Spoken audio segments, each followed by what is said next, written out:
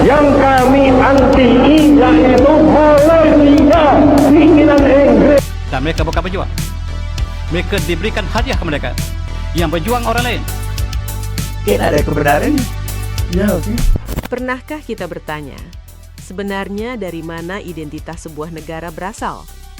Apakah hanya dari nama, bendera, bahasa, atau batas wilayah? Ataukah identitas sebuah bangsa dibentuk dari sejarah panjang, perjuangan, budaya, dan bagaimana rakyatnya melihat masa lalu mereka sendiri? Pertanyaan inilah yang tiba-tiba kembali menjadi sorotan setelah seorang sejarawan Malaysia melontarkan pandangan yang cukup berani mengenai sejarah negaranya, hubungan dengan Indonesia, bahasa Melayu, hingga warisan kolonial Inggris. Yang membuat pernyataan ini menarik bukan karena datang dari Indonesia, tetapi justru karena kritik tersebut disampaikan oleh seorang sejarawan Malaysia sendiri. Banyak benda kita gagal. Maknanya kita mengambil rukun negara kita pun dari Indonesia juga, iaitu Pancasila mereka kan. Dan Pancasila di sana begitu berjaya. Kita di sini tak berjaya. Rakyat Indonesia yang dari kelompok peribumi itu saja kan, 1,500 suku tu dapat disatu padukan. Jadi kita fikir itu caranya. Maka selepas urusan kaum 13 Mei, kita memberi nama bahasa Melayu. Pak Soekarno tidak mengakui kemerdekaan Malaysia. Di mata Soekarno, pemberian kemerdekaan kepada Malaysia adalah siasat Inggris mengacaukan Asia Tenggara. Sehingga, Bung Karno kala itu menyebut Malaysia sebagai boneka Inggris. Berdasar sejarah, sejak pertengahan abad 18, tanah Malaya telah dikuasai Inggris. Setelahnya, 8 Februari 1956, Inggris memberikan kemerdekaan pada Malaysia. Akan tetapi, pada tahun 1961, Inggris merencanakan pembentukan negara Federasi Malaysia yang menggabung Persekutuan Tanah Melayu, Singapura, Sarawak, dan Brunei. Sontak, rencana itu ditentang oleh Soekarno. Orang nomor satu di Indonesia itu menganggap, pembentukan negara Federasi Malaysia adalah proyek neokolonialisme Inggris. Soekarno mencurigai adanya intrik-intrik Inggris, dan khawatir, kawasan Malaya akan jadi pangkalan militer barat di Asia Tenggara. Sebenarnya tak hanya Indonesia, Filipina juga mengikuti jejak Soekarno. Assalamualaikum warahmatullahi wabarakatuh. Sebenarnya, bila kita bercakap tentang kemerdekaan, ia sebenarnya tertumpu pada keadaan kita bernegara. Kita merdeka sebagai langkah bernegara. Sebab sebelum itu, sebelum merdeka, kita dijajah. Itu bukan bernegara. Kita koloni, tanah jajahan. Jadi bila merdeka, itu kita mula bernegara. Dan bila bernegara, kita cuba, belum berjaya sebenarnya, kita cuba membentuk sebuah nation. Orang culas atau malas nak pakai istilah nation, tetapi mereka menggunakan nasionalisme. Dan untuk nation dikatakan bangsa. Mana pula bangsa? Bangsa itu ethnic group, race, bahasa Melayu, bahasa Cina, bahasa India. Nation ini merangkumi semua. Bukan saja bangsa sebagai ethnic group, tapi juga budayanya. Nation itu merangkumi budaya, makanannya, sistem pemerintahan itu nation. Jadi mestilah kita popularkan istilah nation. Jangan takut menggunakan istilah nation. Kita gunakan nasionalisme. Dan saya dah mengkaji bahasa Melayu. Dalam bahasa Melayu itu kebanyakan perkataannya bukan perkataan Melayu asli. Kebanyakan sekitar bagi saya 60% perkataan asal Sanskrit.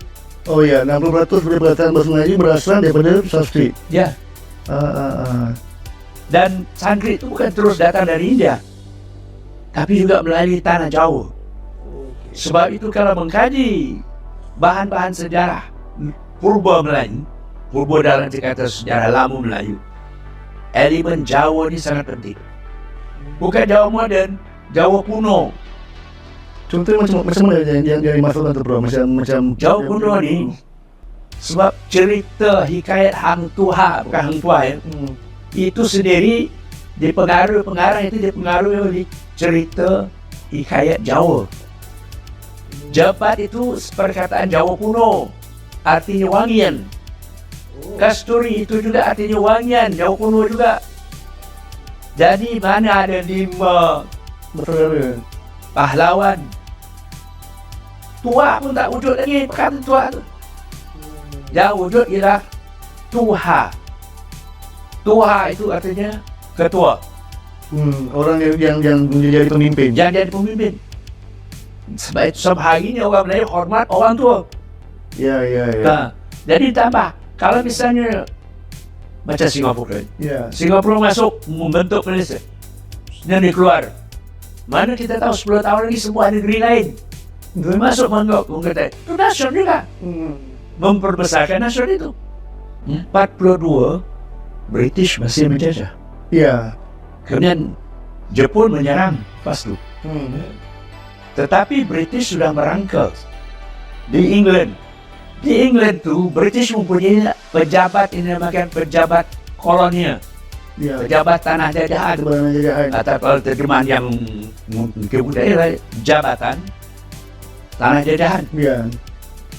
Disitulah kita akan tahu British lah yang selalu licik artinya cerdik, pada menipu, pada membelit, dan pintar dalam mengendalikan dasar penjajahannya. British ni sophisticated. Ya. Jadi bukan orang kata raja yang merdeka, bukan raja. Yang merdeka itu ialah British sendiri, kemudian dia takut. Ya, selepas Pertentangan. ya pertentangan yang mengaku. Di dasar British itu menghala kepada budaya politik yang kita menuduh Malaysia ini projek neokolonial, projek British. Kan ada kebenarannya. Ya, okey. Dan Soekarno kan dia lantang suara menentang semua orang putih lah, penjajahan.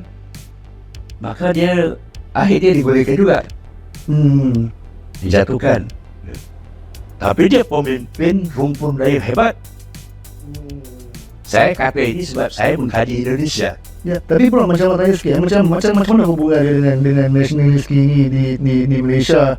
Ya, dalam erti memperjuangkan perkara yang sama. Bagi Soekarno, dia menyokong tujuan nasionalis seperti Ibrahim Yaakob, Dr. Burhanuddin, Ishak Muhammad untuk Malaysia. Tapi namanya Melayu Raya. Tapi tak tersampai cita-cita, tak terwujud. Ya. Jadi Soekarno hanya boleh memperkokohkan Indonesia saja. Sebab itu Soekarno berjasa besar bagi Indonesia dan dianggap musuh Malaysia sebab dia selalu hentam kegobraman, Perdana Menteri Dia perbezaan antara Melaya yang pertama. Ya. Dan dia macam-macam dikatanya terhadap Tengku Abdul Yalah, itu orang bertelaga kan. Lalu bagaimana menurut Anda? Apakah Malaysia benar-benar telah sepenuhnya melepaskan warisan kolonial British atau jejak sejarah tersebut masih terlihat dalam politik dan identitasnya hingga hari ini? Dan apakah benar pengaruh Indonesia jauh lebih besar dalam pembentukan identitas Malaysia daripada yang selama ini dibicarakan? Tulis pendapat Anda di kolom komentar.